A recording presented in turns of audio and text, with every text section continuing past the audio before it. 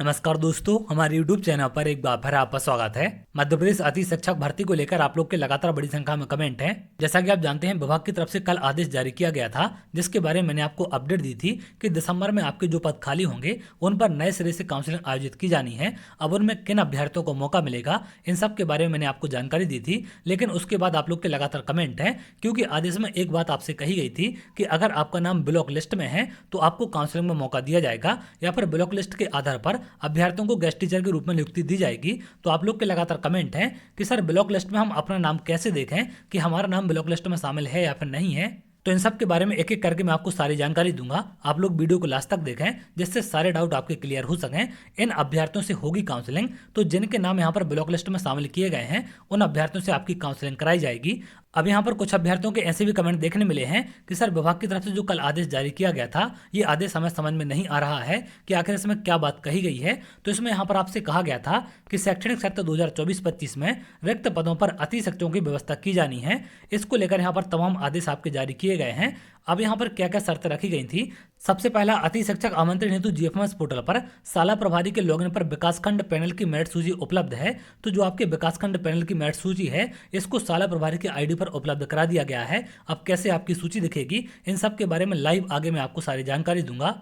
इसके अलावा किस प्रकार से आपकी भर्ती की जाएगी। विद्यालय में किसी आवेदक के द्वारा यदि विगत सत्र में रिक्त पद के विरुद्ध अति शिक्षक के रूप में कार्य किया गया है तथा आवेदक का नाम विकासखंड की पैनल सूची में है तथा उस विषय का पद रिक्त होने पर उस आवेदक को प्राथमिकता के आधार पर उसी विद्यालय में आमंत्रित किया जा सकेगा। तो यहाँ पर जो पहले से गेस्ट टीचर काम कर रहे थे, अगर आप लोग बाहर हो चुके हैं और अगर वहाँ पर वैकेंसी आपकी खाली होती है तो पुनः आपको वहाँ पर मौका दिया जाएगा। इसको लेकर आदेश आपको जारी कर दिया गया है। और यहाँ पर एक और बात आपसे कही गई थी कि इसके अतिरिक्त शाला प्रभारी द्वारा उनके विकासखंड के पैनल की मेरिट सूची में उपलब्ध आवेदकों के दिए गए दूरभाष नंबर पर संपर्क कर आवेदकों को मेरिट क्रम में आमंत्रित किया जाएगा। मेरिट क्रम में आवेदक द्वारा दी गई सहमति असहमति की प्रविष्टि जीएफएमएस पोर्टल पर पैनल सूची में नाम दर्ज करते समय कारण सहित की जाएगी।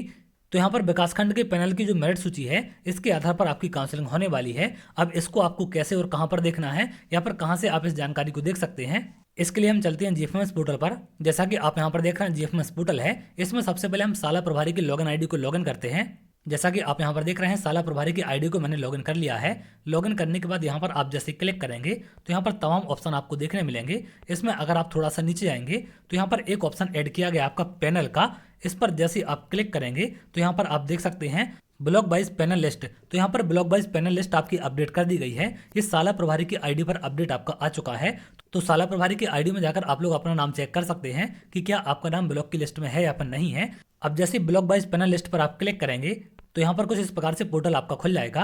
यहाँ पर क्या क्या चीज़ें आपसे मांगी जा रही हैं, अगर आप यहाँ देखें, यहाँ आपके डिस्ट्रिक्ट का नाम है, यहाँ पर ब्लॉक का नाम मांगा गया है, यहाँ पर आपका पैनल ग्रुप का नाम। तो जैसे यहाँ पर आपका डिस्ट्रिक्ट सिलेक्ट है, दमोह जिले का है, इसके बाद यहाँ पर आप ब्लॉक का सिलेक्ट कर सकते हैं। जो भी दमोह जिले के अंदर आपके ब्लॉक हैं या फिर जिस भी ब्लॉक में आप लोग आते हैं उस ब्लॉक का यहाँ से आप चयन करें। जैसे मैंने अपने ब्लॉक का यहाँ पर चयन कर लिया। अब यहाँ पर आपको पैनल का चयन करना पड़ेगा कि कौन से गेस्ट टीचर की भर्ती की जानी है, वर्ग 1, वर्ग 2, वर्ग 3 का, कौन से सब्जेक्ट का है। तो पैनल ग्रुप पर जैसे आप क्लिक करेंगे, यहाँ पर इस प्रकार से तमाम सब्जेक्ट आपके खुल जाएंगे। अब जिसकी भी यहाँ पर भर्ती की जानी है उसका आप सर्च कर सकते हैं। जैसे सबसे पहले मैंने यहाँ पर एग्रीकल्चर वाला सर्च कर लिया।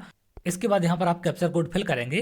कैप्चर कोड फिल करने के बाद download qualified applicant for panel group in block, इसको आप जैसे ही क्लिक करेंगे तो यहाँ से लिस्ट आपकी डाउनलोड हो जाएगी कि कौन कौन से अभ्यर्थी पैनल ग्रुप में शामिल किए गए हैं ब्लॉक वाइज। तो उनकी जानकारी यहाँ से जाकर आप देख सकते हैं।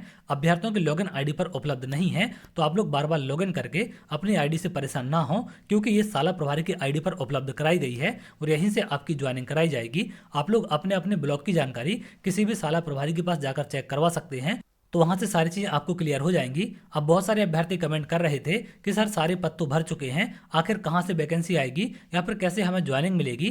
तो देखिए, अभी तक जो आपकी काउंसलिंग चल रही थी उनसे जितने भी पद आपके थे उनको भर दिया गया है। लेकिन दिसंबर माह में जितने भी पद और आपके खाली बचे होंगे, चाहे वो किसी भी कारण से खाली हुए हों, ट्रांसफर को लेकर या फिर और अन्य कारणों से, तो जो भी पद आपके खाली हुए होंगे उनको फिर से आपका अपडेट किया जाएगा। या फिर संकुल प्राचार्य को आवश्यकता है, शाला प्रभारी को गेस्ट टीचर की आवश्यकता है, तो वो लोग अपनी रिक्वेस्ट जनरेट कर सकते हैं। तो वहां से भी आपको ज्वाइनिंग मिल सकती है। डिपेंड करता है शाला प्रभारी के ऊपर कि उनको आवश्यकता है या फिर नहीं है, या वो लोग पद अपडेट करते हैं या फिर नहीं करते हैं, क्योंकि उनके पद अपडेट करने के बाद ही वहां पर ज्वाइनिंग हो पाएगी।